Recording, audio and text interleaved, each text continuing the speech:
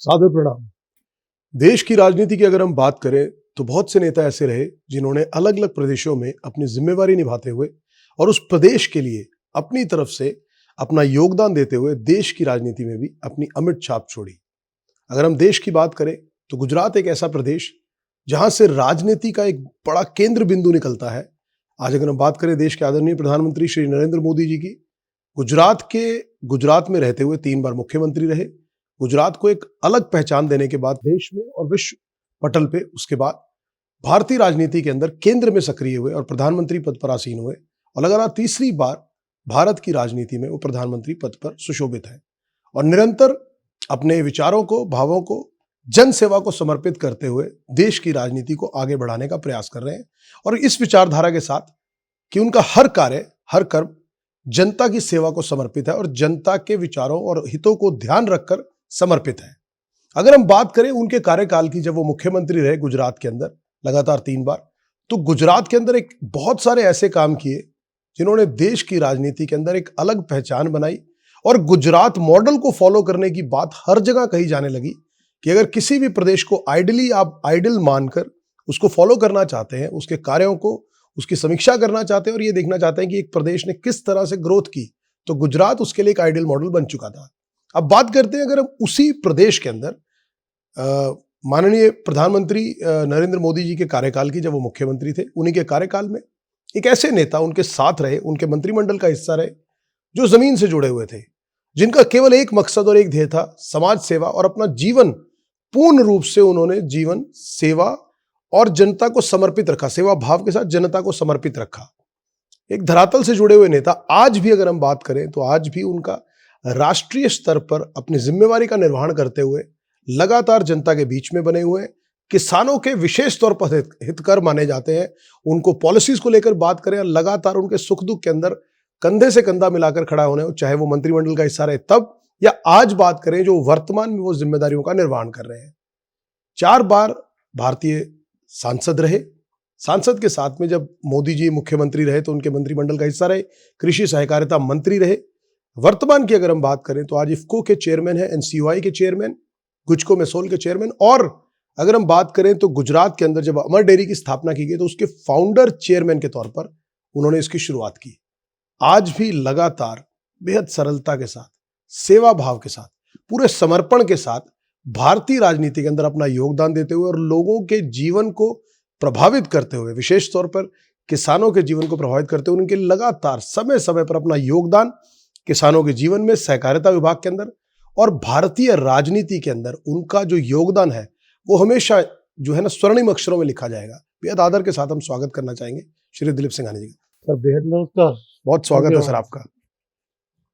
Sir सबसे पहला सवाल जहन में आता है कि एक आदमी 4 बार सांसद रह लिया, भारतीय राजनीति के अंदर हर वो पद प्रतिष्ठा सब देख लिया, लेकिन उसके बाद भी इतना सरल धरातल से जुड़े रहना, ये कैसे कर पाते हैं सर? एक तो पद प्रतिष्ठा जो मिलती है लोगों की ओर से, जी सर, उनके कंधों पे बैठ के कहीं पद पे पहुंच सकते हैं, उनके स्वागत के हिसाब से प्रतिष्ठा मिलती है। यदि वहां कुछ कमी आई तो कितने भी ऊंचे होंगे वो धरातल अपने आप आ जाएंगे।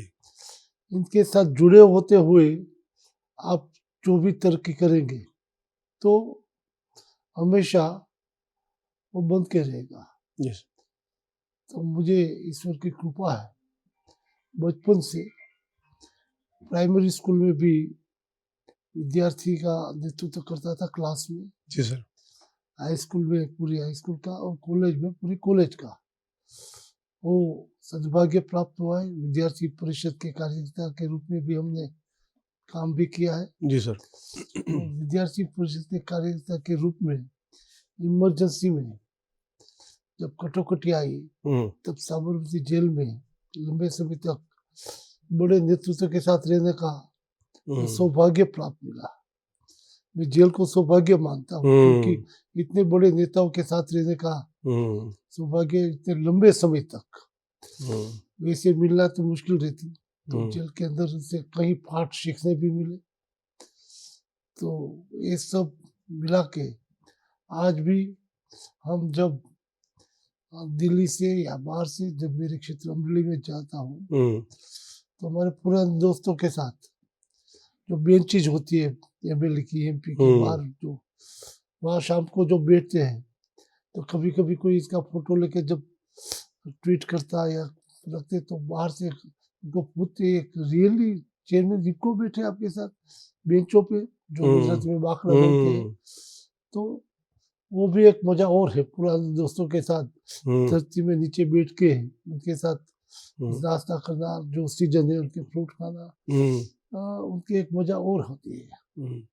आपने सर एक बड़ी अच्छी बात कही कि आपने बताया कि जब इमरजेंसी का टाइम रहे उस टाइम में आप जेल में रहे और बड़े दिग्गज नेताओं के साथ रहे। और भारतीय राजनीति में कहते हैं कि एक बात बड़ी प्रचलित है कि अगर आपने बड़ा नेता बनना है, जनता के दिलों में जगह बनानी है, तो अगर आप जेल काट भी आए उस समय पर जनता के हितों की लड़ाई लड़ते हुए, तो आपने आप कहते हैं ना कि आप भारतीय राजनीति के अंदर आपने अपना नाम लिखवा लिया क्योंकि आप उनके हितों की लड़ाई लड़ते हुए जेल की यात्रा करके आए हैं। तो अगर हम बात करें सर आपके शुरुआती समय की, अगर हम राजनीति की बात करें तो राजनीति में अगर मैं अपने व्यूअर्स के लिए जानना चाहूँगा कि जो शुरुआती तौर पे आपका इंटरेस्ट था, जैसे आपने बताया कि आप स्कूल में भी थे तो जब उस टाइम पे मेरे तो आपका इंटरेस्ट रहा, विद्यार्थी परिषद से जुड़ाव रहा, तो राजनीति में आप स्वेच्छा से आना चाहते थे या कई बार होता है कि एक परिस्थितियां ऐसी बनती चली गई? तो राजनीति की जो शुरुआती समय था वो किस तरह से हुआ, रुझान कैसे हुआ, शुरुआत कैसे हुई राजनीतिक दौर की सर? वैसे हाई स्कूल में पढ़ते थे तब। जी सर। तो वहाँ कई बाहुबली जो होते हैं उनका गुट होता है। जी सर। वो उनके हाई स्कूल के प्रेसिडेंट यूनियन के एक ही ग्रुप के आते थे। किसी हमारे दोस्त ने या किसी ने मजाक के बाहुबली ग्रुप को बता दिया, हम स्कूल छुट्टी में जा रहे थे, कल चुनाव में आपके सामने एक खड़ा रहने वाला है मेरे सामने। जी।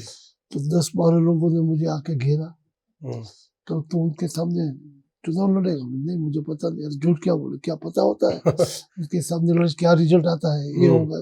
धमकाया मुझे। तो जो धमकाया तो अंदर से आवाज उठी कि लड़ना तो नहीं चाहिए, लड़ना अलग बात है, लड़ लेना चाहिए। तो हम चुनाव लड़े। हमारे उनकी इतनी धाक थी, पहले चुनाव में हमारे साथीदार भी घबराए हुए थे, तो हम चुनाव जीते नहीं, लेकिन उनके बाद झगड़ा शुरू हुआ। पूरी साल यात्रा शुरू हो गई। पूरी साल स्कूल में पुलिस के 2 व्हीकल आते थे, बड़े बड़े स्टूडेंट के 2 ग्रुप में बांट गए थे। जब छूटती तो दोनों गुट को साथ पुलिस घर तक वैसे खुल जाती थी, ऐसी स्थिति साल भर। दूसरी साल में यूनानिमस हो गया, हाई स्कूल का नेतृत्व किया। फिर कॉलेज में जब गया तो मैं तो साइंस का स्टूडेंट था जी। मैं और पुरुषोत्तम भाई रूपाला जो केंद्रीय मंत्री थे, प्राइमरी स्कूल से एक ही क्लास में पढ़ते थे जी। हम दोनों साइंस में दाखिल हुए, पुरानी एसएससी जो थी, और 20-25 दिन के अंदर जब कॉलेज के जनरल सेक्रेटरी का चुनाव आया तो मैंने बोला मुझे चुनाव लड़ना है। तो हमारे विद्यार्थी काल के नेता जो थे हमारे, उन्होंने बोला कि साइंस में तो उम्मीदवार फिक्स हो गए हैं, कैंडिडेट तय है, आर्ट्स में खाली है, वहाँ अभी तय नहीं हुआ। तो मेरी साइंस कॉलेज से हम चेंज होके आर्ट्स में चले गए, वहाँ चुनाव लड़ा और वहीं से विद्यार्थी काल का नेतृत्व शुरू हुआ। उसी दिनों में इमरजेंसी आई तो उनके सामने हमने आंदोलन किया, एक बड़ा जुलूस निकाला कटोकटी के इमरजेंसी के खिलाफ। तो बाद में जब हमारी एग्जाम पूरी होने के बाद हम सब उसी जेल में गए। उसी टाइम जब आंदोलन हम सरगस निकाला तब तो बाबू भाई जसभाई पटेल जनता दल की सरकार थी, उन्होंने पकड़ा नहीं जी। कटोकटी के खिलाफ हमारा आंदोलन था जी जी। जैसे उनकी सरकार गिरी तुरंत हमको साबरमती में भेजा गया। तो काफी समय तक शीर्ष नेतृत्व वही था, उसके साथ रहना हुआ। तो विद्यार्थी काल का नेतृत्व को वो रंग मिल गया। तो उस समय उनसे जुड़ाव भी हुआ और फिर ये कहते हैं ना कि एक आप जब उस तरह के लोगों के साथ रहते हो, आप प्रेरित भी उनसे, प्रेरणा भी उनसे लेते हो, क्योंकि उन्हीं उसी माहौल में रह रहे हो आप। जी। आपके सर, अगर हम कार्यकाल की बात करें, आपके रुझान की बात करें, या सहकारिता विभाग में आपका विशेष तौर पर काफी योगदान रहा, एक ऐसा योगदान रहा जो मुझे लगता है कि न केवल आज बल्कि आने वाले समय तक भी जो लोग इस विभाग में काम करेंगे, इसमें रुझान रखेंगे, वो आपके योगदान से मार्गदर्शन लेते हुए लगातार उसमें अपना आगे काम करेंगे। सहकारिता विभाग के अंदर अगर आपका शुरुआती बात करें तो वो किस तरह से, आपका क्या कार्यकाल रहा, क्या रुझान रहा? वैसे सहकारिता मेरे डीएन में होगा जी, ऐसा लगता है, इसलिए जी, मैं अमरेली डिस्ट्रिक्ट कोऑपरेटिव बैंक का चेयरमैन आज भी हूँ। जी, जी सर। लेकिन 15 साल पहले उनका 100 साल पूरा हुआ, मोदी जी सीएम थे, इस कार्यक्रम में उनको बुलाया गया था। जी सर। तो 100 साल का पुराना रिकॉर्ड जितना था हम निकाल रहे थे बैंक से।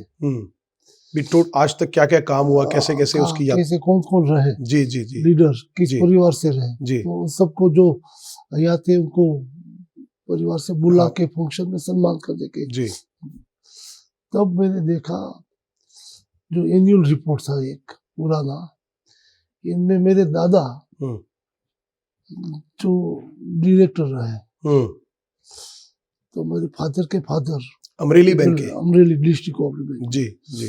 तब मैं गौरव हुआ कि मेरे दादा भी इसमें, मुझे पता नहीं था क्योंकि अच्छा। उसी दिन मेरा जन्म हुआ होगा तो भी 1-2 साल का होगा।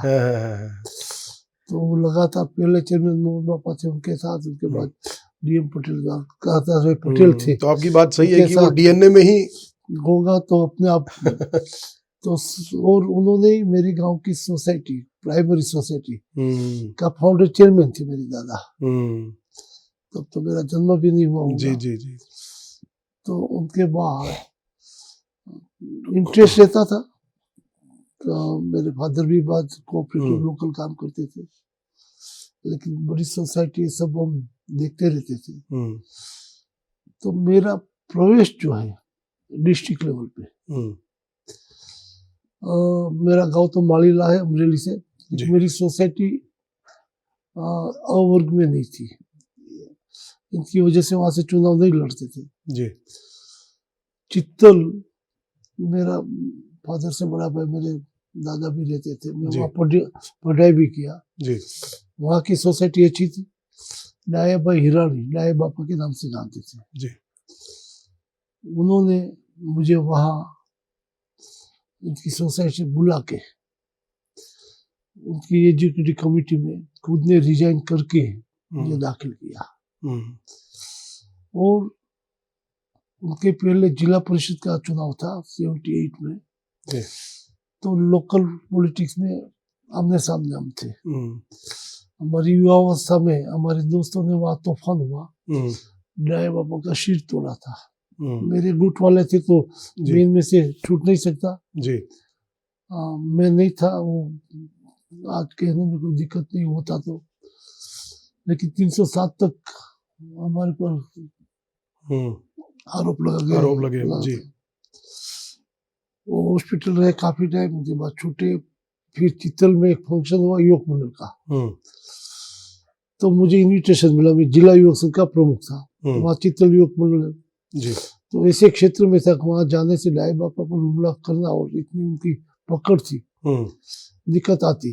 फिर भी मैंने सोचा जो भी हो, इनविटेशन है और जिला का अध्यक्ष में मुझे जाना चाहिए जी।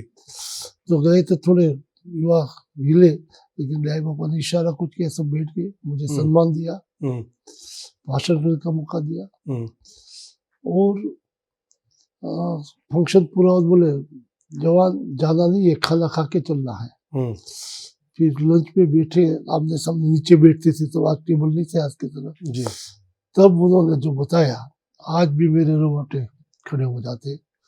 जवान, तूने मेरा माथा तोड़ा, लेकिन इस जिले में मुझे कोई और माथा नहीं दिखाई देता है, तुम्हारा माथा में अकबंद रखना है, इसलिए हम आपको बुलाया है, आपका संरक्षण करना है, आपको मदद करनी है।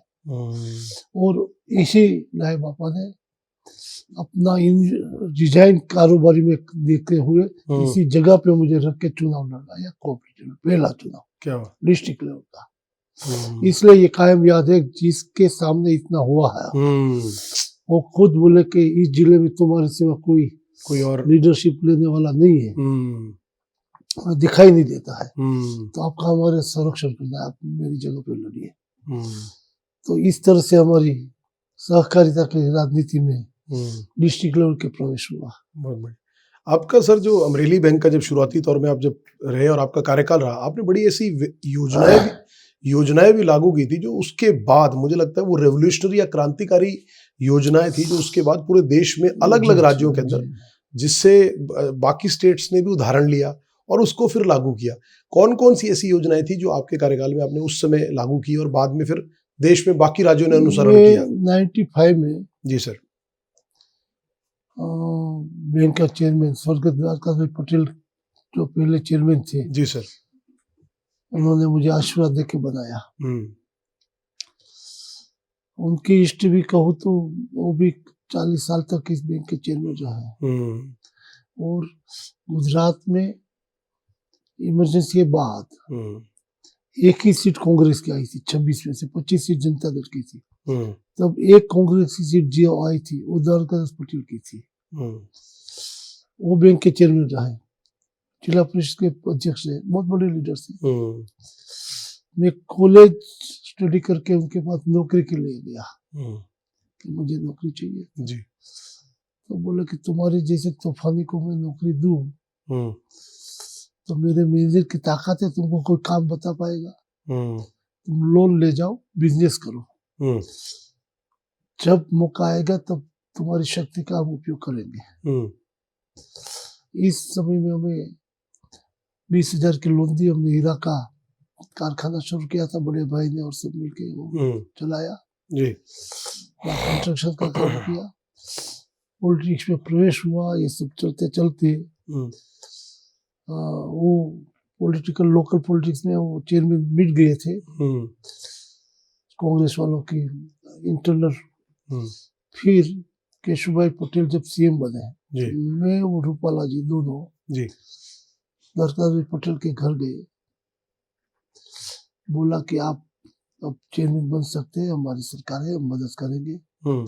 तो बोला नहीं, हमने रिटायर्ड हो चुके हैं, तब आप चेयरमैन बने। उनकी मिसेस को बुलाया, उनकी बेटी को बुलाया, मुझे मिठाई खिलाया, तिलक करवाया, बोला कब तुम मेरे वारिसदार, आप संभालो। और बाद में दूसरे दिन चुनाव जो था वो खुद आए और मुझे चेयरमैन बनाया। वो फर्स्ट बोर्ड में ही एक बरवाला ब्रांच गांव की थी, बंद करने की प्रस्ताव आया कि उसको बंद करना है। वहाँ ब्रांचेस जो 21 ब्रांच थी, इनमें एक बंद करनी जी। तो मैंने बोला कि भाई आज पहले बोर्ड है मेरा, कम से कम बंद करो ना, मत करो, अभी रखो, हम स्टडी करेंगे बाद में किसी बिल्कुल। तो हमने बंद नहीं किया, उनको चालू रखा। बाद में हमने पूरा ऑडिट रिपोर्ट पढ़ा, किस कारण से बंद हो रहा है ये, प्रस्तावित क्यों है बंद करना। सफल होना है तो क्या अच्छा करेंगे वो हम सोच सकते हैं, लेकिन क्या बुरा या क्या आलोचना, क्या या गलत होता है वो नहीं हो दोबारा, क्या करना है। तो ऑडिट रिपोर्ट में होता है सब कुछ जी। तो पूरा ऑडिट रिपोर्ट पढ़ा, सावधानी कहाँ रखनी चाहिए जी। उसके बाद काम शुरू किया।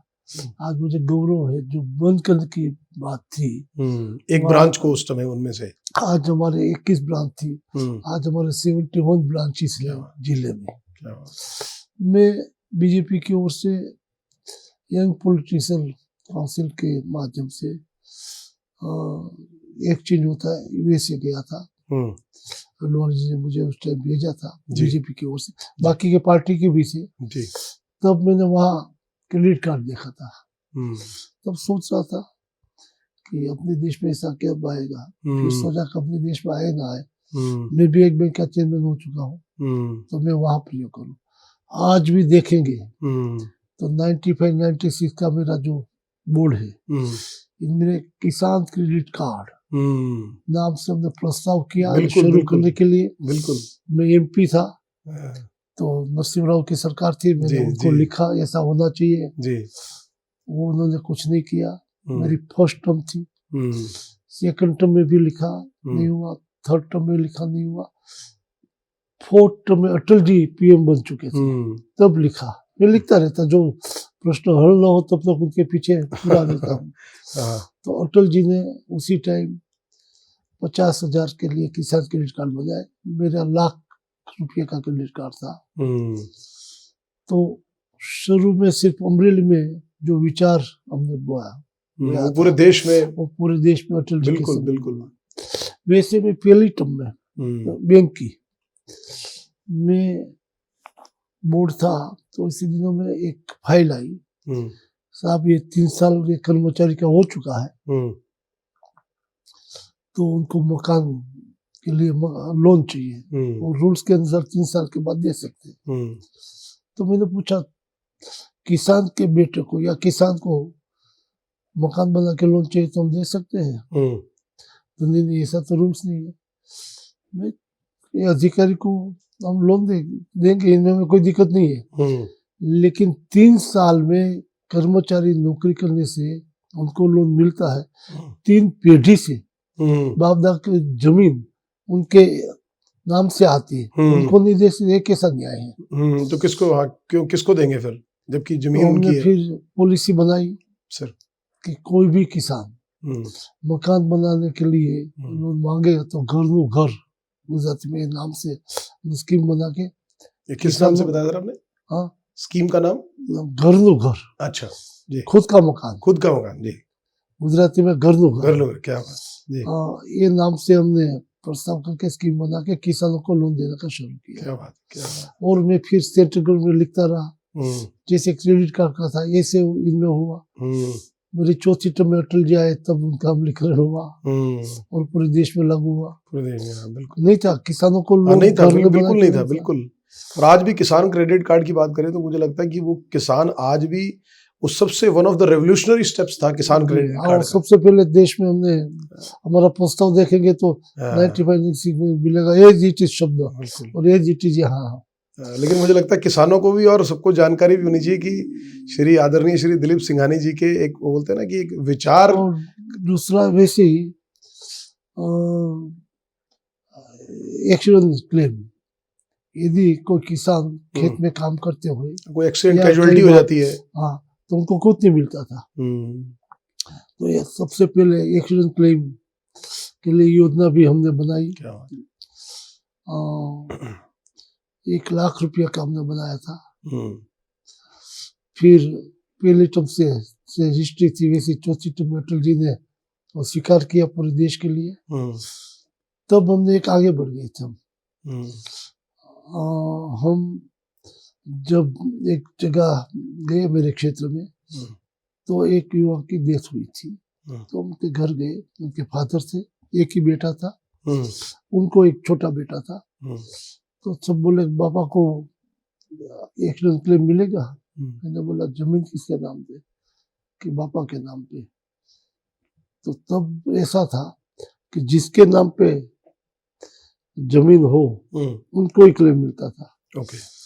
तो जो काम करने वाले तो युवा होते हैं, खेत में जाएंगे या कहीं का, दादा तो घर पे और जमीन के, तो उनको क्लेम नहीं मिला, हमें दुख हुआ। फिर हमने बोर्ड बुलाया, हमने पॉलिसी चेंज किया।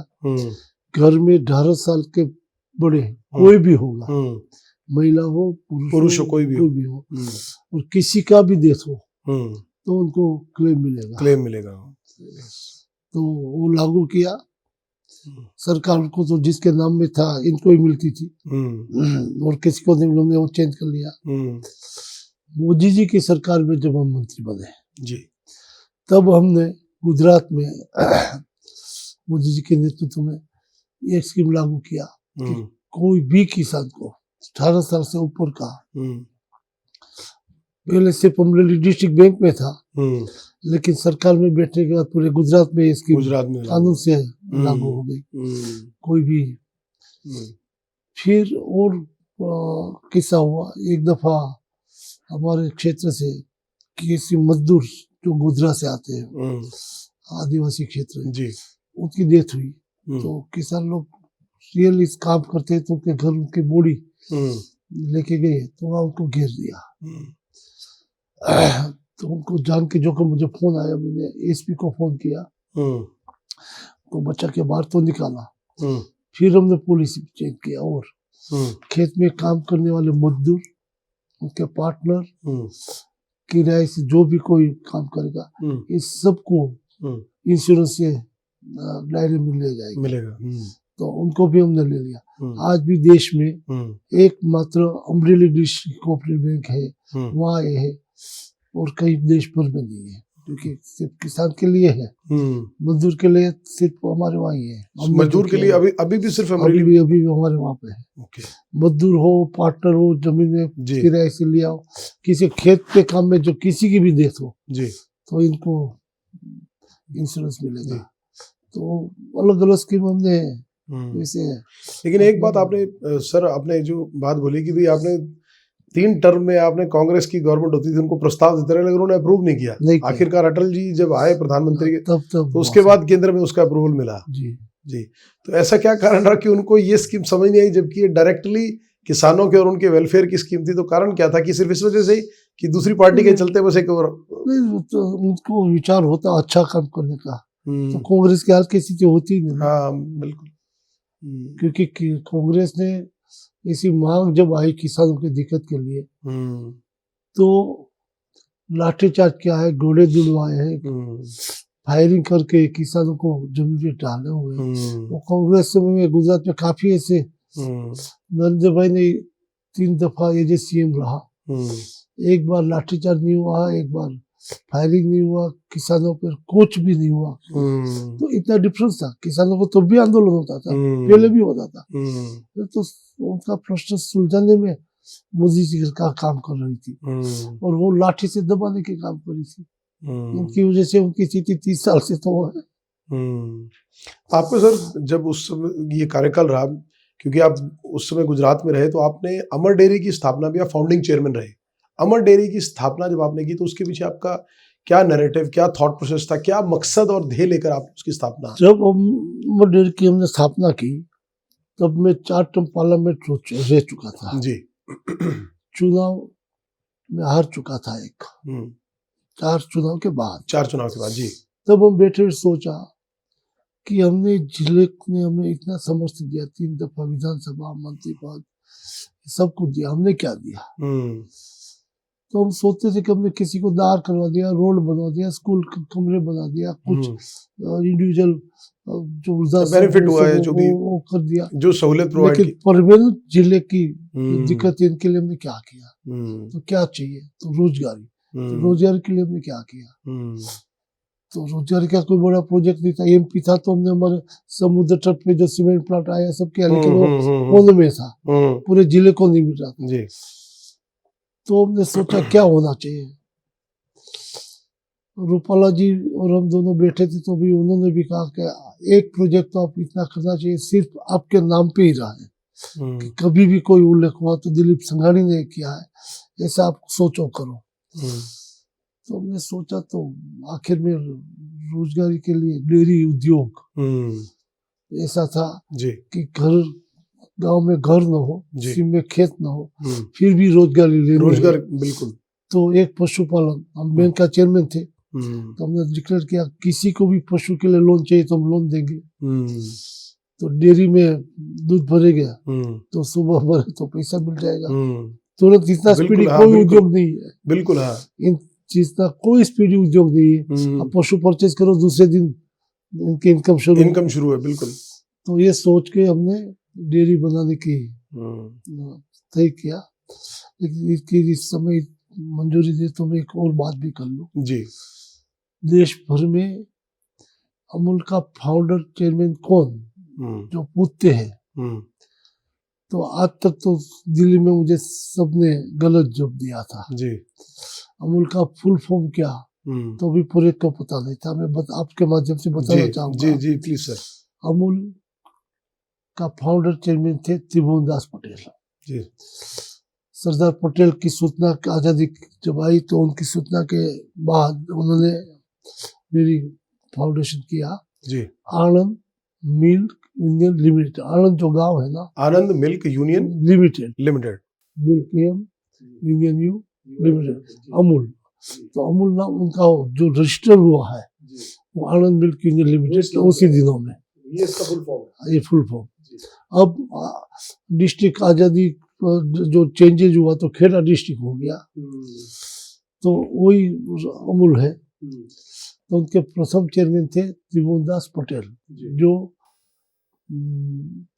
सरदार पटेल की मार्गदर्शन में हुआ।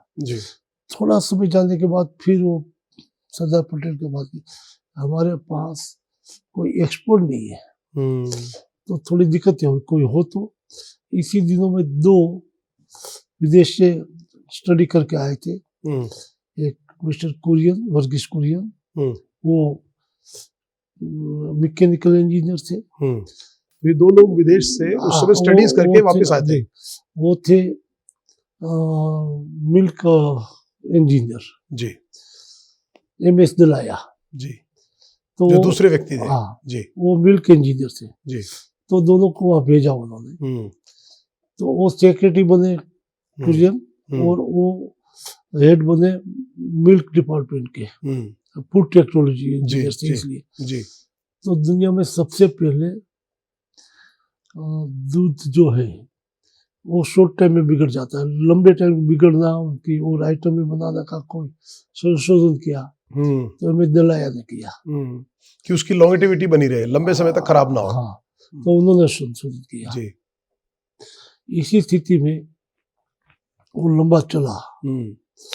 आज भी सब मानते हैं कि त्रिभुवन पटेल का नाम तो मोदी साहब की सरकार में भाई ने प्रस्ताव रखे कोऑपरेटिव यूनिवर्सिटी उनके नाम से बनाई, तो पता चला कि त्रिभुवन पटेल अमूल का फाउंडर चेयरमैन है। कोई आज तक तो पता ही नहीं था देश दुनिया को कि उनके रियल चेयरमैन। लेकिन उसी दिनों में, आज भी उसी दिनों में जो धर्म या दूत या कुछ भी कहो, जो कुरियन इसी संप्रदाय से थे, इनकी वजह से सबने उनको ही उठाया, त्रिभुवन पटेल को नहीं उठाया। दूसरा, त्रिभुवन पटेल सरदार पटेल का साथी था, इसलिए कांग्रेस ने उनका नामो निशान कहीं नहीं उल्लेख किया, उनको हाईलाइट ने नाम ऊपर नहीं आने दिया, सेक्रेटरी के नाम से सब चढ़ा दिया। वो था कि उनको माइलेज ना मिल जाए। हाँ, तो हमने वही सोच के रोजगारी पूरी वो दे रहे, तो ये हम डेयरी करेंगे अमरेली की रोजगारी के लिए। जी, जी, जी। किसानों का जिला है जी। तो हमने कोशिश की। तो पहले एक शुगर फैक्ट्री हुई थी, सफल नहीं हुई, तो कोई सोसाइटी ने पैसे शेयर के रूप में देने के लिए तैयार नहीं था। जी। तो मैं बैंक का चेयरमैन था। जी। हमने AGM में प्रस्ताव लाया कि सोशल ऑब्लिगेशन के हिसाब से बैंक कोऑपरेटिव के माध्यम से डेयरी स्थापना करे। जो सोसाइटी इनमें पैसा देगी शेयर के रूप में, उनको इंश्योरेंस देती है बैंक हर साल 10% रिडम्पशन के रूप में इस सोसाइटी को वापस देगा।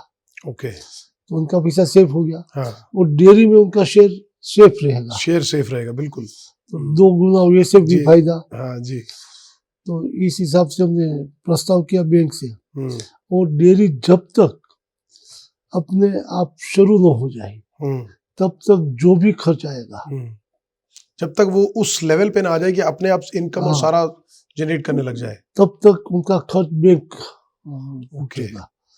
तो उनका स्टाफ, उनकी ऑफिस, उनका सब रिकरिंग एक्सपेंसेस है रूटीन के, लगभग 3 साल तक बैंक ने चलाया।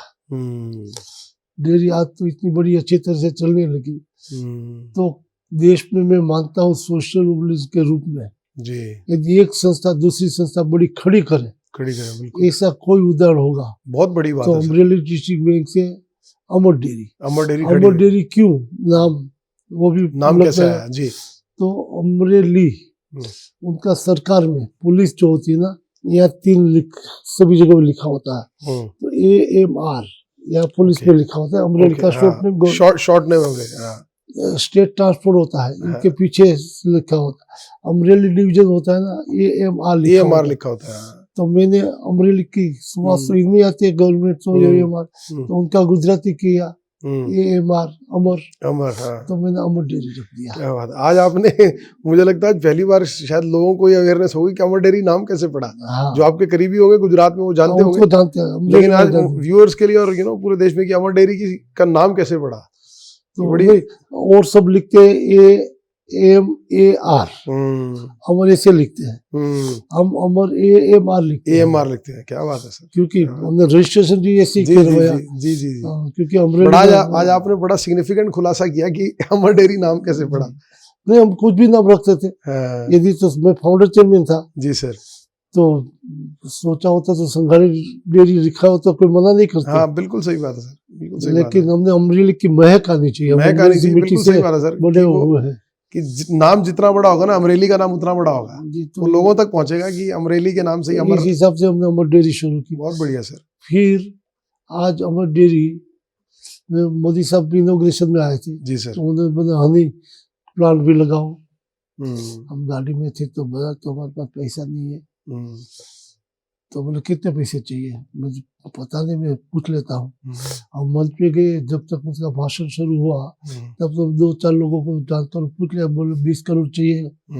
तो उनका भाषण चालू था, तो हमने हाथ में एक चिट्ठी लिख के उनके रख दिया चालू भाषण में, उनके जो डायस पे पोडियम पे उनके भाषण में चलता था। इनके बीच उन्होंने डिक्लेयर कर दिया अमर डेयरी को हनी प्लांट के लिए 20 करोड़ डिक्लेयर करते सेंट्रल गवर्नमेंट की ओर से।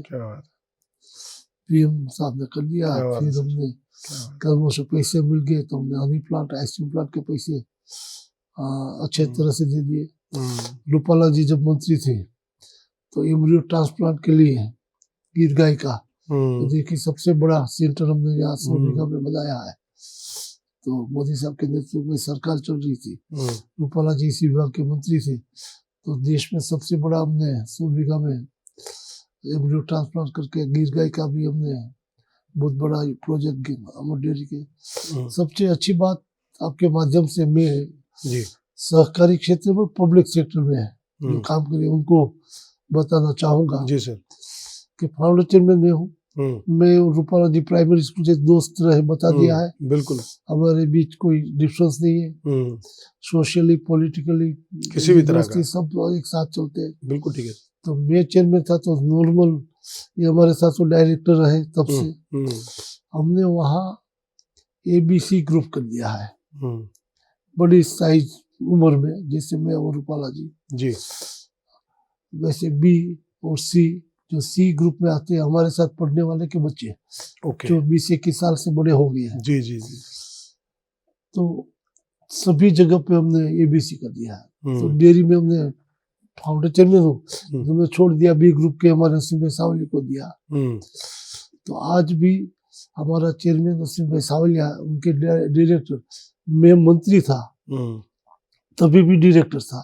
रूपाला जी ऑल इंडिया में इसी डिपार्टमेंट का मंत्री था तो भी डायरेक्टर था हमारा चेयरमैन नसीम भाई। तो सभी जगह में झगड़ा वही होता है कि मैं चेयरमैन रहा, मैं इनके नीचे काम कैसे करूं, मैं कैसे डायरेक्टर रहूं। तो कोऑपरेटिव और पब्लिक लाइफ में ये हमको छोड़ना चाहिए, ये तभी तरक्की होगी। ये बहुत अच्छी और बड़ी बात कह रहे हैं सर आप, बहुत बढ़िया। आज भी हमारा बोर्ड मिलता है तो हमारा नसीम भाई सावलिया चेयरमैन होते, मैं रूपाला उनके डायरेक्टर के रूप में बैठता हूँ। दोनों मंत्री रह चुके मेरे, बिल्कुल सही केंद्र में रहे, और चालू मंत्री थे तभी भी रहे, हम भी चालू मंत्री तभी रहे। आज दोनों मंत्री नहीं है तो भी, तो सभी जगह पे, बैंक में भी हमने ऐसा किया है, परचेस यूनियन में ऐसा किया है, कोऑपरेटिव यूनियन भी ऐसा किया है। तो सभी जगह हमारी कोशिश रहती है कि सब 3 स्तर में आ जाए तो ये संस्था तरक्की करती रहे। और सबसे बड़ी बात सर, एक कहते हैं कि एक लाइक माइंडेड लोग जो है, जिनका विजन, सोच और सकारात्मक सोच है, प्रोग्रेसिव सोच है, वो अगर सब लोग अलाइंड हो तो फिर चीजें अपने आप ऑटोमेटिकली वो उसी डायरेक्शन में बढ़ती है सर। हम भी कभी नहीं ऐसा होता कि हम बड़े हो गए धरती पर। आपने शुरू में पूछा था ना, धरती के साथ कैसे जुड़ा जाता है, ये भी एक धरती के साथ जुड़ने का रास्ता है।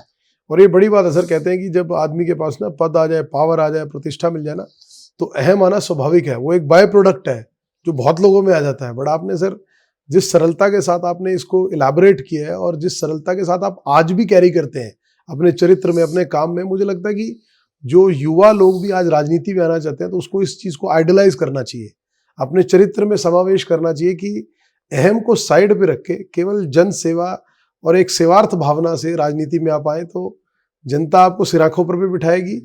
और हमेशा के, जैसे आपने अमर डेयरी की बात करी, तो आज आपने एक ऐसा काम कर दिया, किसान क्रेडिट कार्ड है जो हमेशा के लिए एक नाम लिखा गया कि ये कार्य किसने किया था। तो जीवन पर्यंत मतलब जब तक देश के अंदर उसकी जिक्र होगा तब तक किसान क्रेडिट कार्ड है, अमर डेयरी है। तो आपने बात बड़ी खूबसूरत बात कही सर, कि आज मुझे लगता है युवाओं के लिए बड़ी प्रेरणा वाली बात है कि आप राजनीति में आए तो राजनीति में पद प्रतिष्ठा से ऊपर ये सोच कर आए कि सेवा भाव कैसे करना है, और पद प्रतिष्ठा मिलने के बाद धरातल से जुड़े रहना है, उसके लिए अपने आप को तैयार करके आए। तो बड़ी खूबसूरत बात कही सर आपने। आपके सर कार्यकाल की कुछ और बड़ी बड़ी सिग्निफिकेंट चीजें रही। आपने शिक्षा को लेकर, स्किल डेवलपमेंट को लेकर बहुत योगदान दिया। इसको लेकर मैं चाहूंगा उस समय भी रहे, उसके बाद भी जो अभी तक करा है सर, इसमें ओवरऑल आपकी जो शिक्षा और स्किल डेवलपमेंट को लेकर जो कॉन्ट्रीब्यूशंस रही, जो आपके इनिशिएटिव्स रहे, मैं चाहूंगा वो भी आप सर जरूर बताएं। बैंक की ओर से शिक्षा के लिए विदेश स्टडी करना है, यहाँ करना है, जी सर। तो हमने पहली दफा लोन देने का शुरू किया स्टूडेंट को अमरेली बैंक के माध्यम से। ठीक है, कि कोई युवा आज विदेश में पढ़ाई करना चाहता है तो उसके लिए लोन का शुरू किया। करीब 150 लोगों स्टूडेंट को हमने, इनसे ज्यादा जब तक याद है, अभी तो ज्यादा जी सर, तब तक हम स्टडी करते थे, हम लोन तो देते हैं, वापिस कैसे आती है। एक स्टूडेंट ये ऐसा निकला है कि उन्होंने खुद इनके पेरेंट्स से भरवाया, बाकी सब वहाँ जाते हैं, स्टडी करता है, वहाँ वो पैसा अर्न करते हैं और वो वहाँ से भेज के भर देते हैं। क्या खूबसूरत बात है सर। वो बहुत मतलब बच्चों को एम्पावर भी किया और वो भी इतने सक्षम हो गए कि पढ़ाई के साथ पढ़ाई के साथ साथ काम करते हैं, और उनके पेरेंट्स को भेज देते थे। तो एक अच्छा हमें मौका मिलता था कि स्टूडेंट को भी। और स्किल डेवलपमेंट की अगर बात करें तो सर कोई और उस तरह नहीं, हमने यहाँ NCI, बर्ड्स जैसी संस्थाएं जो ट्रेनिंग देती है, तो हमारा रेगुलर वहाँ से कोऑपरेटिव में काम करने वालों को हम ट्रेनिंग देते हैं। हर साल नाबार्ड की स्कीम है स्टडी टूर, तो उनका लाभ लेके हम वो स्टेट में भी स्टडी करवाते हैं। आपने एक बात में कहा था अपने पॉलिटिकल करियर में कुछ कठिनाई वाला नहीं। तो मेरी पॉलिटिक्स में प्रवेश करने टाइम मेरा कठिनाई वाला सरलता से, मक्कमता से, निर्धार के साथ, विचारों को वफादार रह के जो निर्णय किया। काफी कठिनाई बाहर से सबको दिखती है, मुझे भी आई, लेकिन मैंने सहजता से ले ली।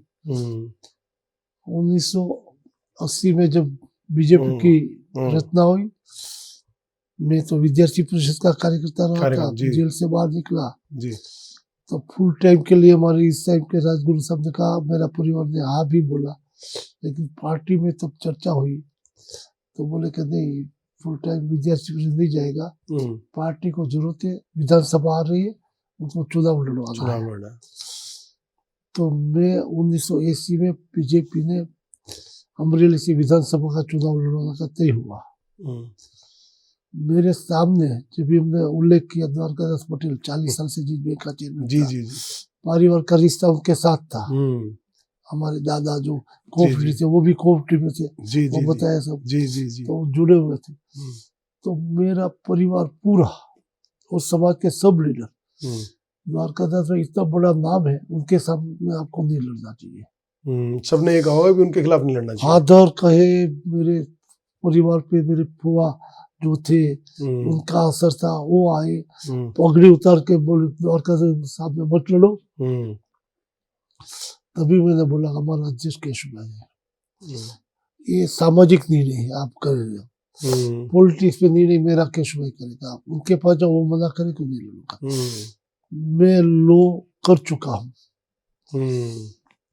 तो आप अजी, मेरे शादी नहीं हुई है, एंगेजमेंट नहीं हुआ है, यदि आप मेरे परिवार से बड़े हो, आप कहीं भी लड़की ढूंढ के आओ, मैं पूछूंगा नहीं, वहां शादी कर लूंगा। लेकिन ये बीजेपी में जो हूँ, इनमें जो मेरी पार्टी कहेगी वही करूंगा। क्या बात है। और इसी स्थिति में मैं पूरे परिवार, समाज, सबको छोड़ के मैंने मेरी उम्मीदवारी चालू रखी और द्वारका भाई पटेल जी के खिलाफ चुनाव लड़ा। उसके खिलाफ चुनाव लड़ा। क्या बात है, क्या बात है। आपकी बात से सर मेरे को एक बड़ी खूबसूरत बात याद आ गई कि जब परिवार एक तरफ था सब, आप खुद तो आपको क्लैरिटी थी, लेकिन जैसे कहते हैं ना कि गीता में भगवान श्री कृष्ण ने अर्जुन को कहा था, जब अर्जुन द्वंद्व में थे कि यार सामने मेरे परिवार वाले, इनके साथ कैसे लड़ूंगे, तो मेरे गुरु हैं, मेरे आदरणीय सारे परिवार के सदस्य हैं। तो उन्होंने कहा था कि अपना कर्म करो, अपना कर्म करो, और कर्म ही कई बार आपके ना जीवन की यात्रा को तय करता है, बस अपना कर्म ईमानदारी से करो। बड़ी खूबसूरत बात कही सर आपने।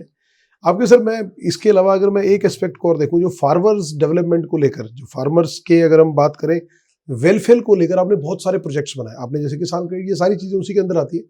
लेकिन जो व्यक्तिगत तौर पे अगर बात करें, फार्मर्स के वेलफेयर की बात करें, तो उसमें कोई जो आपको लगता है कि आपने प्रोजेक्ट्स बहुत सारे किए, लेकिन कोई ऐसा प्रोजेक्ट जो आपके दिल के बेहद करीब हो कि यार ये मेरे सबसे क्लोजेस्ट है, जो मुझे लगता है कि मैं मतलब वाकई में ही बड़ा। मैंने बैंक की ओर से डेयरी जो किया, जी। फार्मर और नॉर्मल व्यक्ति, नॉर्मल, बिल्कुल सही बात है, सभी को क्योंकि उनके लिए वो जॉब और अपॉर्चुनिटीज भी थी, रोजगार की। पशुपालक को जी जिनके खेत नहीं है। जी। हमारा क्षेत्र गिर फॉरेस्ट के नजदीक है। गिर फॉरेस्ट में पशुपालक ज्यादा रहते हैं, तो इनको जब हमने शुरू करना था, स्टडी करने के लिए गए, तो वहाँ का मिल 10 रुपये भी लेने के तैयार जब नहीं थे, और कपड़े फटे हुए थे। ये डेयरी शुरू करने के बाद सभी अंगुली में सोने की वीटी पहन के आने वाले हमने देखे हैं। क्या बात है सर, क्योंकि उनको इतनी इंश्योरेंस मिल गया, इतने इंश्योरेंस मिल गया, इतना उनके पास जब फंड्स आने लगे, आमदन बढ़ गई। वैसे काफी काम इफको के माध्यम से भी काफी योजना हुई। नैनो यूरिया, हम चेयरमैन थे तब, रमेश आलिया करके जो फर्स्ट साइंस चीज थे, उन्होंने इफको के माध्यम से किया। अभी लक्ष्मण जो साउथ से वो कर रहा है जी। तो वो किसानों के लिए बहुत बड़ी उपलब्धि है। सरकार ने पूरा टेस्ट उन्होंने किया, तो सही है, फायदेमंद है, और 11,000 टेस्ट अलग अलग जगह करने के बाद उनको मान्यता मिली, और उनके बाद ही पूरा भरोसा होने के बाद प्रधानमंत्री मोदी जी ने उनका इनॉग्रेशन किया, लोकार्पण किया। ये बड़ी उपलब्धि देश के लिए थी, दुनिया में पहला दफा इनका संशोधन हुआ था। तो वो किसानों के लिए, उनके बाद डीएपी, बाकी काफी संशोधन इफको ने किया है। मैं सर जैसे इफको की बात करूं, क्योंकि आप वर्तमान में इफको के चेयरमैन भी है और अपनी जिम्मेवारी का निर्वहन कर रहे हैं, अगर हम एनवायरनमेंट और सस्टेनेबल फार्मिंग की बात करें, तो इफको उस दिशा में क्या क्या कंट्रीब्यूट कर रहा है, क्या काम कर रहा है? जो नैनो है जी, वो एक दिशा है जी, लेकिन यूरिया, केमिकल फर्टिलाइजर, इंसेक्टिसाइड सिर्फ क्रॉप को नुकसान बढ़ावा देती है, लेकिन लैंड, अपनी जमीन है, उनको नुकसान करती है, वायु प्रदूषण करती है, उनकी वजह से अपने हेल्थ पे विपरीत असर आती है। तो इफको भी सोच रहा है कि अब जमीन जो है वो सुरक्षित रहे, इनके लिए ऑर्गेनिक जो चीज है उनके लिए हमें कोशिश करनी चाहिए। इस दिशा में हम फर्टिलाइजर का उपयोग ऐसा बना रहे हैं, उनका प्रयोग करके उनको बढ़ावा दे रहे, यूरिया कम यूज करने के लिए सलाह भी दे रहे हैं, जिससे पूरे देश में एक वातावरण बने। बिल्कुल, सरकार भी जिस तरह से इसको बढ़ावा देने की जो कोशिश कर रहे, इनके साथ हम भी आगे बढ़ रहे हैं कि आखिर देश की जनता सुरक्षित, सलामत और हेल्थ वाइज ठीक रहे। एब्सोल्युटली सर, वो जिम्मेदारी हर कोई की है, इनको की भी है। तो सरकार के माध्यम से जहाँ जहाँ कम करना है, इस दिशा में हम काम कर रहे हैं।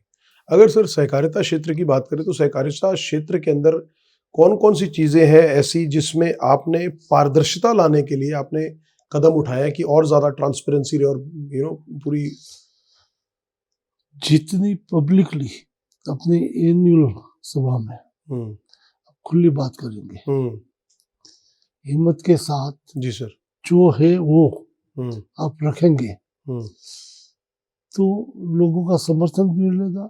इनमें कोई कमियां होगी तो उनकी चर्चाएं होगी, तो आपको आलोचना होगी, तो सुधारने का मौका मिलेगा। और इसकी वजह से अमरेली में हमने शुरू में देखा कि कोई भी एजीएम किसी भी संस्था की होती तो झगड़ा होता था, कोर्ट में चलता था, खुद फिजिकली मारामारी होती थी, ऐसा हमने देखा है बचपन में दृश्य। आज हमने जो शीर्ष सोसाइटी है, चाहे डिस्ट्रिक्ट लेवल की बैंक हो, यूनियन हो, परचेस यूनियन हो, बाकी सोसाइटी हो, एक साथ एक मंच पे सभी की एजीएम होती है, खुले में होती है, और सेंटर से आज तक तो हमें सबको इन्विटेशन देते हैं, राजनाथ जी आ चुके हैं, नरेंद्र तोमर भी आ चुके हैं, अमित भाई शाह आ चुके हैं, हमारे लोकल सीएम आ गए, हमारे गवर्नर आ गए, सभी को हर साल इन्विटेशन देते हैं कि उनकी प्रेजेंस में खुले बात रिकॉर्ड देते हैं। एजेएमए से अब सभी पूरे दिन साल किया हुआ काम इनमें रिकॉर्ड पे होता है। तो इसी तरह से एक विश्वास और श्रद्धा दृढ़ता के साथ हम कोर्ट में आगे बढ़ रहे हैं। अगर हम सर बात करें जैसे सीएसआर की, कॉर्पोरेट सोशल रिस्पॉन्सिबिलिटी की बात करें, तो आप भी उसमें उस दिशा में बहुत कदम उठाते हैं। उसको जेन्युइनली ग्राउंड पे किस तरह से आप एग्जीक्यूट करते हैं और उसमें किस तरह से आप चेंजेस ला रहे हैं कि वो वाकई में लोगों को उसमें कंट्रीब्यूट। कंपनी एक्ट और कॉर्पोरेट एक्ट में थोड़ा डिफरेंस है। जी सर। कंपनी एक्ट में सीआर फंड कंपलसरी है जी, तो उनको निकालना ही है 2% सीआर फंड और किसी को देना है जी। अब तो कभी कभी तो हम देख रहे हैं कि बड़ी बड़ी कंपनी अपनी खुद की सोसाइटी बना लेती है, के माध्यम से करते हैं। जी जी जी। कोऑपरेटिव जो है जी सर, वो सीएसआर कोऑपरेटिव एक्ट में नहीं है, लेकिन सोशल ऑब्लिगेशन अपने आप तय करते हैं कि करना है तो करते हैं। जैसे हमने इफको ने करीब 2500 पहले ड्रोन, उनके साथ बाकी की मशीनरी, जी सर, उनके बाद 300 इतने ड्रोन हमने सोशल के रूप में देश की अलग अलग सोसाइटी को दिया। जी। उनके पायलट को ट्रेनिंग दी, जिससे किसान जो नैनो या बाकी लिक्विड फर्टिलाइजर जो क्रॉप पे लगाने चाहे तो उनके माध्यम से आसानी से लगा सके, उनका उपयोग कर पाए। सस्ते में भी होगा, स्पीडी भी होगा। एक मजदूर पूरे दिन में 10 बीघा काम करेगा, 20 मिनट में इनसे होगा। तो इनके माध्यम से हमने दिया हुआ है, वो भी एक सोशल ऑब्लिगेशन का काम है। जैसे अभी सर्दी के दिन शुरू हुआ जी, तो पूरे देश में जो रोड पे सोए हुए लोग होंगे उनको हम कंबल बांटेंगे। तो ऐसे सोए हुए तो उनको हमारे स्टाफ या कोऑपरेटिव सोसाइटी के माध्यम से देंगे। जैसे कोरोना आया तो पीएम साहब ने मुझे फोन करके बताया भाई कोरोना आया है तो इनमें पैसे की काफी जरूरत होगी, तो आप कोऑपरेटिव के लीडर हो तो सभी कोऑपरेटिव से भी आप कुछ करिए जी, ओला कर देते जी। तो हमने सोचा कि पीएम साहब ने जब कहा है कोऑपरेटिव कोरोना में मदद करनी है, हम किसी को कहे इनके पहले इफको की ओर से 25 करोड़ विदिन आवर हमने इसमें जमा करवाया सेंट्रल गवर्नमेंट के प्रधानमंत्री कोरोना फंड में। जी, जी, और बाकी देश की सभी सोसाइटी को हमने पर्सनली फोन करके अपन में जो फंड है आप मदद करिए, कोरोना मदद करिए जी। तो ये हमारा सोशल ऑब्लिगेशन है। यस। तो इस तरह से जहाँ भी जैसे जो जिस प्रकार की जरूरत हो, सिक्किम में फ्लड आया तो हमने वहां भी मदद की है। जहाँ भी जिस तरह की देश में जरूरत होती है सोशल ऑब्लिगेशन के हिसाब से हम मदद करते हैं जी। आप सर इतने टाइम से, क्योंकि आपने लगातार किसानों से रिलेटेड और एग्रीकल्चर फार्मिंग से रिलेटेड बहुत सारे रिवोल्यूशनरी चीजें हमने डिस्कस भी की। पहले कोई व्यक्तिगत तौर पे बात करते हैं कि कभी किसानों से बात हुई या कोई समूह ऑफ लोगों से बात हुई, उनकी कोई सक्सेस स्टोरी ने आपको पर्सनली बहुत ज्यादा इन्होंने इंस्पायर किया हो, प्रभावित किया हो, किसी की स्टोरी या ग्रुप ऑफ पीपल की स्टोरीज ने? काफी मिलता है जी, जो अद्भुत हो चुके होते हैं और कोऑपरेटिव माध्यम से सोसाइटी से उनको सहयोग मिलके और नई दिशा मिलके सरकार की योजना का अमलीकरण कैसे किया जाए, उनपे जो फंड की जरूरत है उनको कोऑपरेटिव के माध्यम से मिले। तो ऐसी स्टोरी इफको में भी हमने काफी देखी, डिस्ट्रिक्ट बैंक से भी देखी, गुस्को मौसल के माध्यम से देखा जी। तो ये स्टोरी का एक पूरा लिस्ट बन सकता है जिससे किसान खड़ा होकर दृढ़ता के साथ कि हम अब सफल होंगे, हमारे साथ सरकार खड़ी है, हमारे साथ सहकारी सोसाइटी खड़ा है, हमारे साथ इतना खड़ा है। तो वो पूरा वातावरण कोऑपरेटिव को मजबूत करने में काम आता है। आपने सर बात की कई बार ना लाइफ में ऐसे इंसिडेंट होते हैं, कहते हैं कि जीवन में आप जब लगातार पब्लिक डीलिंग के काम में हैं, पब्लिक लोगों को रिप्रेजेंट कर रहे हैं, कॉन्स्टिट्यूंसी रिप्रेजेंट कर रहे हैं, तो कई बार ऐसा होता है कि कई बार कुछ ऐसे डिसीजन होते हैं या कोई चैलेंजिंग सिचुएशन आती है, जिस चीज को जब आप ओवरकम करते हो या हैंडल करते हो तो वो आपके चरित्र को या एक जिसको कहते हैं ना कि आपको भी एक नई डायरेक्शन दे जाता है, एक अलग थॉट प्रोसेस दे जाता है। आपकी लाइफ में कोई ऐसा आपको अगर पर्सनली आपके उसकी बात करें तो थ्रू आउट योर करियर आपको कोई ऐसा किस्सा याद आता हो, ऐसी चीज याद आती है जिसने आपको लगता है यार कि इस चीज ने मेरे थॉट प्रोसेस को बिल्कुल ऑल टुगेदर डिफरेंट डायरेक्शन दे दी इस इंसिडेंट ने? काफी ऐसा प्रसंग हुआ है, इंडिविजुअल भी समझो जी शिस्त पालन में। जी तो मैं एक बैंक का चेयरमैन भी हूँ, वहां जी। से लेके इको इंटरनेशनल लेवल तक। जी सर। तो एक दफा मैं एक परिवार ऐसा मेरा बचपन का दोस्त था, जी सर। उनकी डेथ हो गई थी हम्म, बचपन में। उनका बेटा हम्म, मेरे वहां बैंक में नौकरी करता था। तो हमने रूल सबके सामने सभी के समान रखे थे। उन्होंने एक ऐसी गलती की तो हिसाब से तो उनको सस्पेंड करना। जी तो मेरे मैनेजर को पता है, तो मेरा परिवार जैसा पूरा मेरे बेटे जैसा ही है, घर की जिम्मेदारी उनके पास मेरी है। लेटर से बोले साहब ऐसी उनकी गलती आई, हम क्या करें। उनको सब बचाने के लिए कहूँगा जो इस पर रूल्स सही है करके लाइए। तो जब फाइल लेके आया तो फाइल लेके मैं एंट्री चैम्बर में चला गया, उसको सस्पेंड में साइन किया, मेरी आंख में आंसू आया। लेकिन रूल्स जो कहते ये करना है मैंने किया।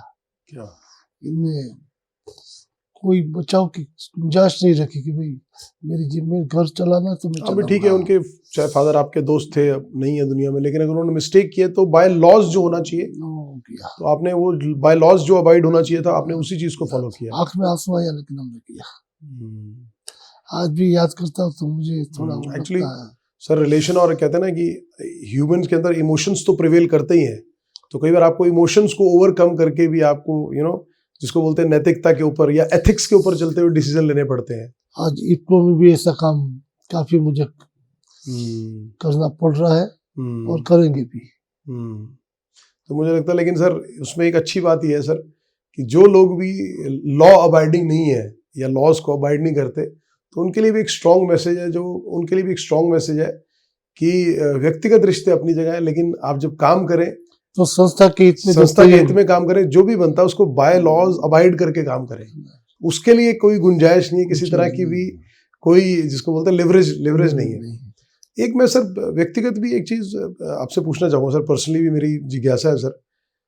एक आदमी 4 बार सांसद रह ले, जहां लोगों ने सिर पे आंखों पे बिठाया हो लगातार, कई बार मन में ख्याल नहीं आता, मतलब उसके बावजूद भी इतना सरल बने रहना, लोगों के बीच में बने रहना और इतनी सरलता से उपलब्धता रखना, ये कई बार मन में नहीं आता कि नहीं यार 4 बार बन गए, अब तो मैं हाई प्रोफाइल जवाब देखते हैं कि आप हर वक्त लोगों के बीच में जा रहे हैं, तो कहीं पर चीफ गेस्ट पे जा रहे हैं, मंत्रिमंडल का हिस्सा है, माननीय प्रधानमंत्री के साथ है, तो लगता नहीं कि तो मैं वीआईपी वाला स्टेटस है, तो या मतलब एक इंटरनली ही ग्राउंड, क्योंकि आप जमीनी स्तर से शुरू से जुड़े, तो लगता कि नहीं यार, जैसे आपने शुरुआत में बात की कि जनता ही सिर पे बिठाती है, जनता ही उतारने वाली है, तो सरल बने रहने का। क्योंकि आज बड़े लोगों को ना सर ये देखने को मिलता है कि बड़े लोग शायद एक बार भी कोई पद पे आते हैं ना तो बड़ी जल्दी कहते हैं कि उनके हाव भाव या मनोभाव बदल जाते हैं। तो मैं कहूँगा कि अपने व्यक्तिगत जीवन से सर जो आप महसूस करते हैं वो जरूर साझा करिए, क्योंकि वो बड़े लोगों के लिए जरूरी है सर आज। मोदी साहब जब मुख्यमंत्री थे, हमारे सीएम चीफ मिनिस्टर, जी सर, तभी पब्लिकली क्या करते थे, मैं कायम सीएम हूँ और कायम रहूंगा, कॉमन मैन। कॉमन, क्या बात है, क्या बात है। सीएम तो सीएम होता है, CM कॉमन तो मैन क्या भी बात होता है है, चीफ मिनिस्टर भी होता है, कॉमन, तो हम कायम रहेंगे, कॉमन सीएम रहेंगे। और इनके लिए काफी, जब भी कुछ न कुछ प्रसंग आता है तब इनमें से निकलना होता है। मैं एमपी था। जी सर। मेरा छोटा भाई मुकेश कॉलेज पूरी करके उनके गुट के साथ रहता था। 2 स्टूडेंट ग्रुप जैसे उनका कोई झगड़ा हुआ कॉलेज में, तो मेरे भाई को उनके गुट वालों ने बोला उनका झगड़ा हुआ, चलो तो उनके घर जाके समाधान करें। तो उनके घर गए तो जूस लेके, उनको लगा मेरे मारने के लिए मुझे आ रहा है, तो उन्होंने भी कोई हथियार उठाया, तो मेरे भाई के साथ जो गुट वाले थे उन्होंने उसको छुरी लगा दी वहां।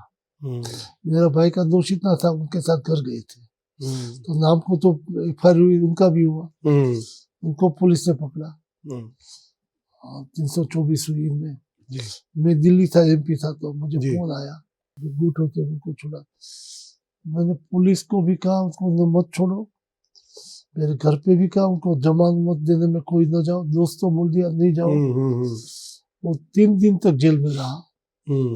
काफी लोग मुझे कहने लगे कि छुड़ा नहीं, हम गुंडा भाई MP तो गुंडागिरी नहीं कर सकते, घर नहीं जा सकते।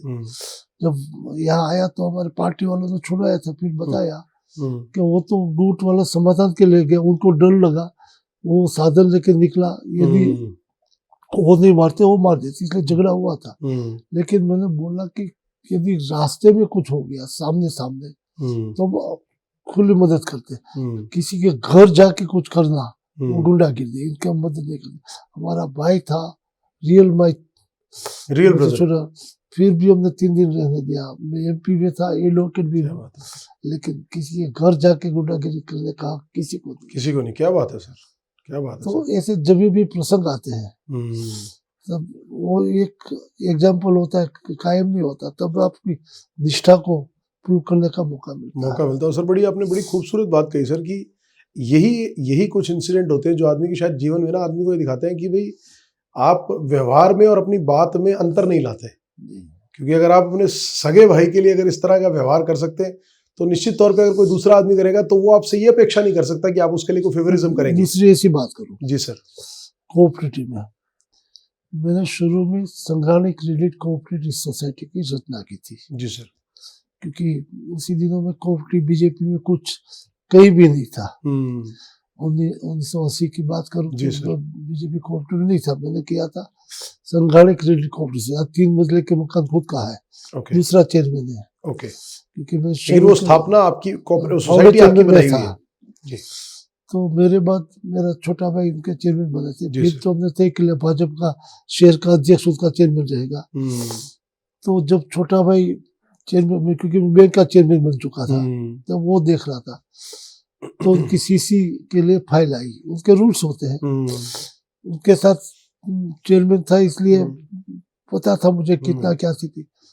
तो जितनी CC को मिलनी चाहे क्रेडिट, उससे चाहते बढ़ा के फाइल मेरी बैंक में सूचना दी थी, कोई भी फाइल हो, आपको रूल्स के अनुसार लिखना है। यदि आप लिखेंगे कि उनको 3 करोड़ देना है रूल्स के अनुसार, मुझे नहीं देना होगा तो नहीं दूंगा, लेकिन आपको गलत नहीं लिखना है।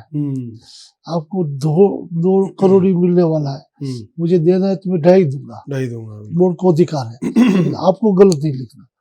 संघानी क्रेडिट सोसाइटी का चेयरमैन मेरा छोटा भाई, मैं बैंक का चेयरमैन। वो जब फाइल आई तो उनको मिलने की जो रकम थी उनसे ज्यादा लिखा हुआ था, और धीरे करके बोर्ड में बुलाया, उनको थोड़ा बोला कि ठीक नहीं किया आपने, अभी ज्यादा क्यों लिखा जब एलिजिबिलिटी इतनी नहीं है। और हमने नाम मंजूर किया फाइल और भेज दिया वापिस। मंजूर करने फाउंडर चेयरमैन ने, ब्रदर आपके चेयरमैन, आप खुद बैंक के चेयरमैन, आज भी रेकॉर्ड पर दे सकते हैं, अमरेली डिस्ट्रिक्ट कोऑपरेटिव बैंक में है। जी सर, संघानी क्रेडिट सोसाइटी की ओर से आई आप प्रस्ताव CC के लिए, मेरे अध्यक्ष से मीटिंग होती है, और हमने, और ये किस ईयर की बात है सर? ये लगभग 97 के आसपास होगी हमारी शुरुआत में। बड़ी बात है सर, कि जहाँ पर मतलब लोग कहते हैं ना कि लोग अपने रिश्तेदारों तक को मतलब अकोमोडेट करने के लिए, जिसको बोलते हैं लॉज को ना बाईपास कर जाते हैं, but you were so law avoiding and rules and regulations के, कि आपने, जैसे आपने बात की कि डायरेक्टर को भी बोला आपने कि आपने गलत किया, कि आपने गलत पुटअप कर दिया, and you were the chairman for the bank and your brother was Sanghani cooperative society के चेयरमैन थे, but still you refuse that. तो मुझे लगता है सर ये कोर वैल्यूज है सर, जो एक आम आदमी को जननेता बनाती है। ये कोर वैल्यूज है, तभी मुझे लगता है सर, तभी लोग आपको प्यार करते हैं, तभी लोगों ने इतनी बार आपको सांसद बनाया, इतनी बार जिताया, कि लोग जानते हैं आपको कि आप गलत काम नहीं करेंगे। So, इसके अलावा सर, जैसे अभी आप गुजको महसूल के भी जी, गलत भी हमने किया है जी सर। तो खुल के बोलने में मुझे आपके जी, सामने भी दिक्कत नहीं। जी सर प्लीज। मैं बैंक का चेयरमैन था जी सर। था और अभी भी हूँ। जी सर। लोग वो भी 98 के उनके आसपास का शुरू में जी बाबरा तहसील का एक गांव है क्षत्रिय, जी वो करीब 75 एज का उम्र का किसान, क्षत्रिय वोट वाले होते हैं। जी जी जी। वो आए मेरे पास, बोले कि अकेले में बात करना है। इतनी एज में अब अकेला क्या करना है, नहीं आदमी एंटी में ले गया। बोले कि मैंने बैंक से लोन लिया हुआ है 20 साल पहले, अब नोटिस आई है भरने के लिए, मेरे पास कुछ है नहीं, पैसे नहीं है देने के लिए। हाँ मेरी एज हो चुकी है, अब कब चला जाऊंगा पता नहीं, मेरे पर कोई ऋण हो और मैं मरूं वो मुझे पसंद नहीं है। तो मैंने मेरी जमीन की वैल्यू निकाली बेचने, 1 लाख रुपया मुझे कम हो रहा है। यदि 1 लाख रुपया आप माफ कर दो तो मैं पूरा कर्ज मिटा दूं अपनी जमीन बेच के। हाँ जमीन बेच के। जो OTS में वन टाइम सेटलमेंट में जितना लाभ मिलता था जी, उनके बाद 1 लाख रुपया कम पड़ रहा था। जी, पड़ रहा था जी। तो फिर भी मैं तो ऋण नहीं पैदा कर पाऊंगा, आप इनमें कुछ मदद कर सके तो। मैंने को बोला है कि बोले कि सब ऐसे तो कुछ रूल्स नहीं है, आरबी गाइडलाइन नहीं। फिर हमने ऐसा रास्ता निकाला, जो झूठ किया गलत किया जो बोलते अलग अलग, मैंने इसको विश्वास करके ऐसा कुछ करे। 1 लाख नहीं 2 लाख उनको, 1 लाख उनको बचे जमीन से। गांव था छोटा सा, गुजारा चला तो सके। 1 लाख में दोनों है तो अपना घर इस गांव में चल जाएगा, उम्र भी हो गई है। तो इतनी निष्ठा से जब आया, उन्होंने बोला कि मैं बेच के भी मेरे पर ऋण अदा के मरना नहीं चाहता हूँ, तो मेरा दिल ने कहा कि तुम मदद करनी चाहिए, झूठ करना तो झूठ करेंगे, इनके लिए करेंगे। तो हमने किया था, एक गलत किया वो। बट सर आपने ये एथिकली आप हिसाब से कह रहे हैं, बट कहते हैं एक कहावत है, कहते हैं कि कोई झूठ अगर किसी का घर बसा दे, कोई झूठ किसी को जिंदगी दे दे, कोई झूठ किसी को खुशियां दे दे, उसकी लाइफ बढ़ा दे, तो वो झूठ नहीं कहलाता सर। वो ये कहता है कि आपने एक ऐसा सदकर्म कर दिया जो कहने के लिए तो कानून से जो करना था थोड़ा गलत कर दिया जी, लेकिन हमने किया।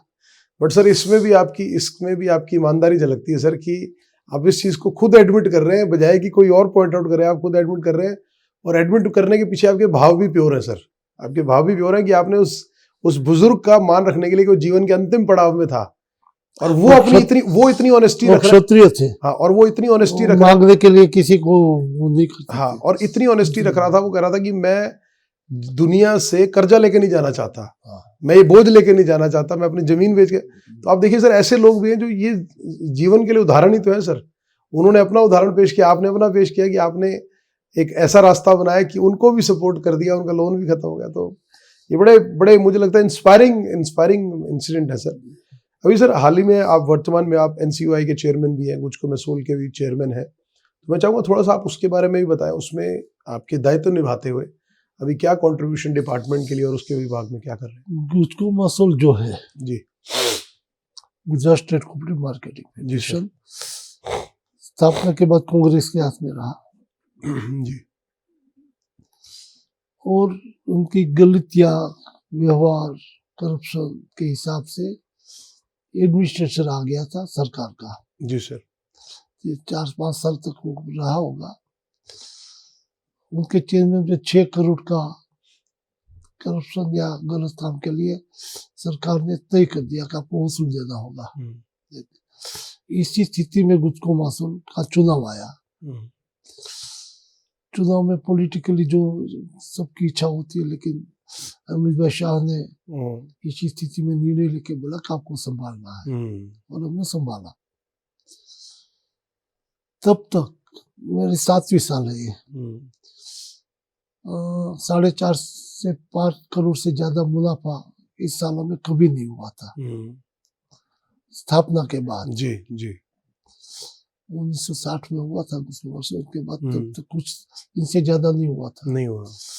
7 साल पहले हमने संभाला, तो जैसे पहले इस ऑफिस में गया था, जनराज को बोला कल आपके चुनाव में आपको संभालना है इनके बाद जी। तो चुनाव में चुन के आया, तो फिर पूछा ये ऑफिस कितने क्षेत्र में है, तो गुजराती में बोले कि 600 वार्ड पर 600 गज में। तो अंतर से बोला अरे किसानों की ऑफिस कोई बाहर में होती है बीघा में, मुझे बीघा में करनी, ऐसी तो नहीं चलेगी। ईश्वर कृपा से 3 साल में हमने जो डेवलप किया काम, जिस तरह से गांधीनगर में 5 बीघा में हमने ऑफिस बनाई। क्या बात।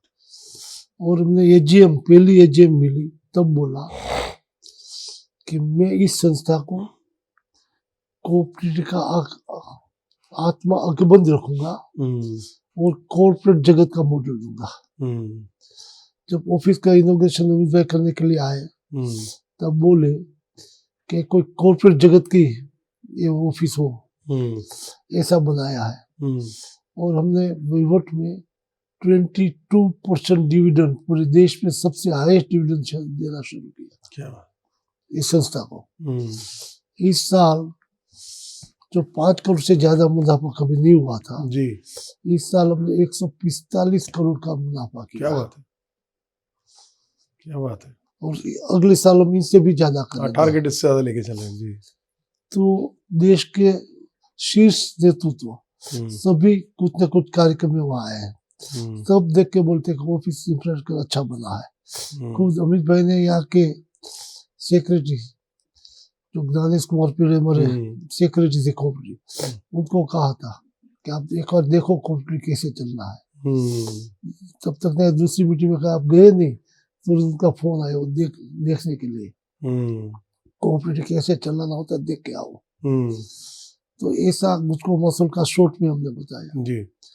एनसीआई भी जो स्थिति थी जी, तो उनके तब के सीईओ थे, चालू बोर्ड में हमें निकालना पड़ा जी। उसके बाद हमने जो तरक्की, आज यहाँ बैठे अंदर बिल्डिंग जी, इंडिविजुअल काफी कोर्सेज अलग अलग यूनिवर्सिटी से जी, ट्रेनिंग सब जो शुरू किया है जी। अभी हॉस्टल 3 मंजिले की 7 मंजिले की बन चुकी है जी। तो डेवलपमेंट काफी हुआ है। हमें दिक्कत हुई है दिल में, आज एकदम बसे हुए कि इस इंश्योरेंस से करीब 450 करोड़ हमारा फंड जो था इंस्टीट्यूट डेवलपमेंट के लिए, जिले स्तर तक जो ट्रेनिंग लेते थे उनको मदद करते थे जी। सरकार ने कानून बना के 2% जो कोऑपरेटिव को मिलता था जी, कोई भी कोऑपरेटिव मर्चेंट हो वो जी, और हमारे पास बाकी जो फंड पड़ा था वो 2% भी सरकार ने लेने का तय कर लिया, और यहाँ पड़े थे 450 वो भी ले लिए। इनके बीच कोऑपरेटिव का काम डेवलप करने के लिए जो इनसे मुश्किल या दिक्कतें हैं जी, इनके बावजूद भी हम पूरा स्टाफ, पूरी कर्मचारी, हमारा पूरा बोर्ड मेहनत करके इसी कोऑपरेटिव को आगे बढ़ा रहा है। चलते चलते सर एक अंतिम सवाल लेंगे आपसे। आप पब्लिक लाइफ में है सर, लगातार लोगों को रिप्रेजेंट किया, इतनी बार आप सांसद रहे, सब रहे, तो पब्लिक लाइफ के साथ साथ में अभी सहकारिता विभाग की जो सारे ये जिम्मेवारियां आपके पास है, और व्यक्तिगत लाइफ में ये जो बैलेंस आउट करना है, ये सामंजस्य कैसे बिठा पाते हैं सर इतनी जिम्मेवारियों के बाद, इतनी एक्सपेक्टेशंस के बाद? दोस्तों का, पार्टी का सहयोग ऊपर से तो होता है जी, इंटरनल। जैसे मैं 82 में 80 में तो विधानसभा लड़ा था जी, मकरंद भाई देसाई गुजरात बीजेपी का अध्यक्ष था जी, और उसने मुझे प्रदेश मंत्री बनाने का तय किया, बीजेपी प्रदेश का मंत्री जी। तब मैं हम 5 भाई सब मिले, मैं वकालत करता था, बड़ा भाई काम देखता था, बस सब भाई अपना अपना जी। हमने बोला कि हम वकालत अमरेली में डिस्ट्रिक्ट लेवल में पॉलिटिक्स करते हैं तो जी, करके कुछ घर में दे सकते हैं, प्रदेश का मंत्री बनूंगा तो इतनी वकालत अभी समय दे नहीं पाऊंगा, तो सब भाई ने कहा आप पॉलिटिक्स करिए, घर की चिंता छोड़ दो। आज भी 42 मेंबर, 1 किचन 1 रूफ सभी भाई एक साथ जुट के काम कर रहे हैं। घर की जिम्मेदारी मेरे पर कुछ रखी नहीं है क्या बात। और सभी भाई संभालते हैं। तो एकजुट से क्या फायदा होता है, संयुक्त कुटुंब से क्या फायदा होता है, कैसी ताकत मिलती है, क्या बात है।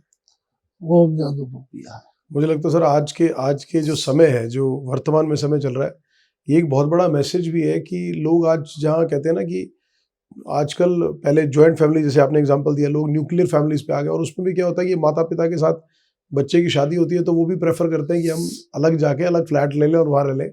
तो वहाँ पे कितना बड़ा जीवंत उदाहरण दे रहे हैं कि परिवार में इतने मेंबर होने का एकजुट एक छत के नीचे और एक मुट्ठी बन के काम कर रहे हैं, उसका फायदा कितना है, शायद मुझे लगता है वो आज की जनरेशन को समझने की जरूरत है। और आपके इस एग्जाम्पल से बढ़िया एग्जाम्पल क्या हो सकता है सर?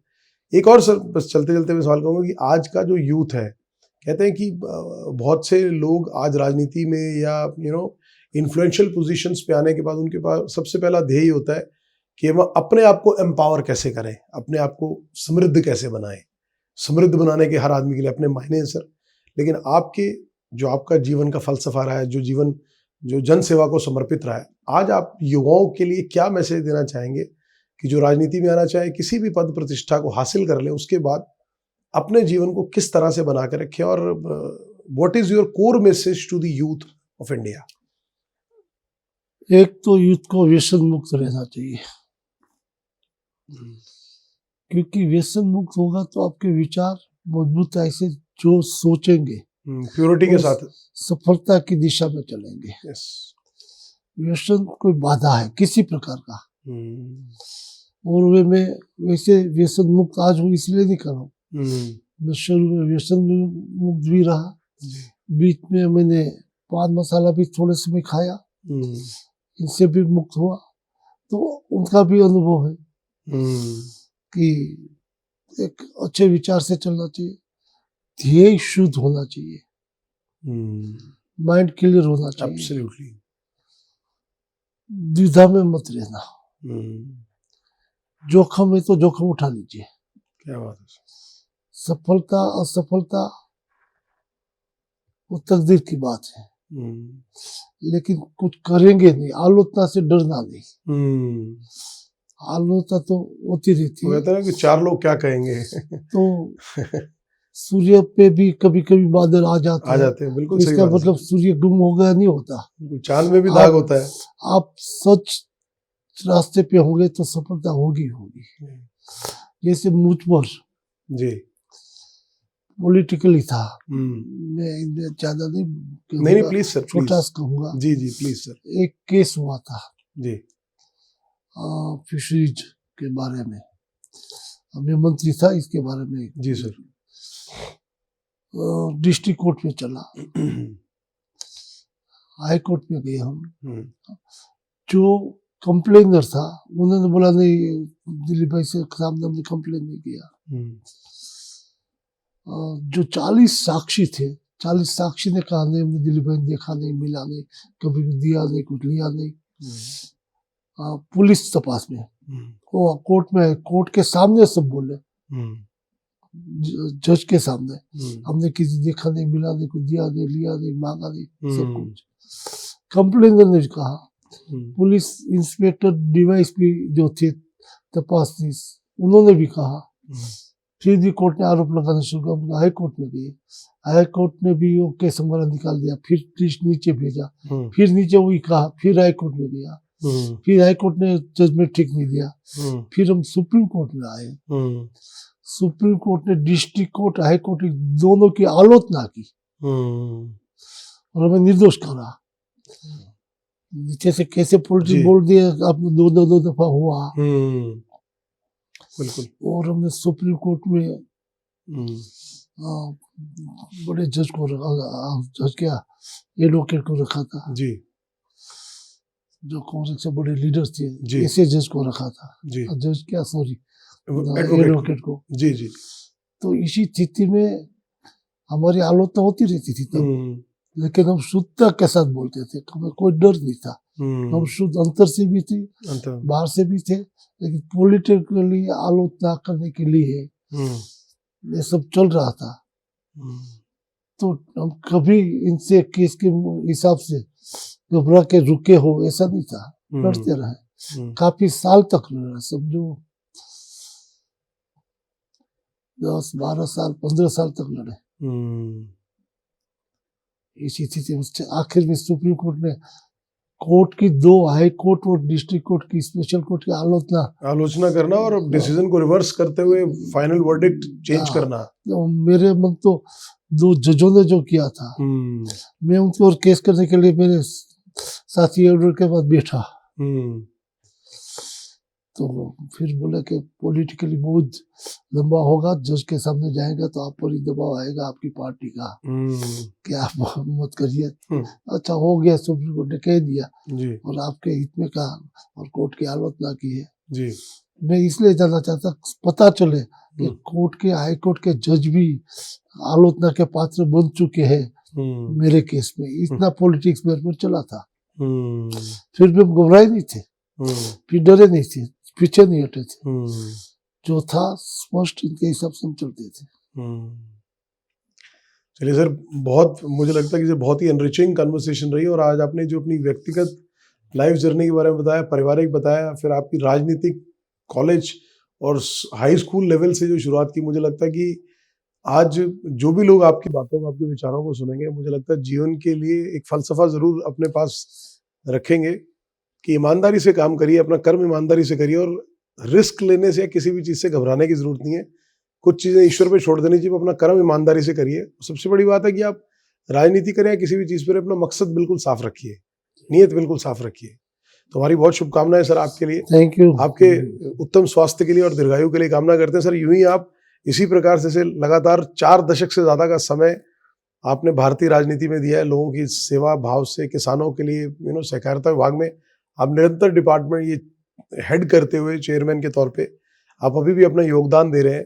तो उम्मीद करते हैं सर आगे भी आप आने वाले समय में भी इसी प्रकार भारतीय राजनीति में, डिपार्टमेंट में अपना योगदान देते रहें, और देश की राजनीति के लिए अपना सेवा भाव से आप लोगों के लिए करते रहे। हमारी बहुत बहुत शुभकामनाएं आपके आने वाले जीवन के लिए भी सर। बहुत धन्यवाद सर।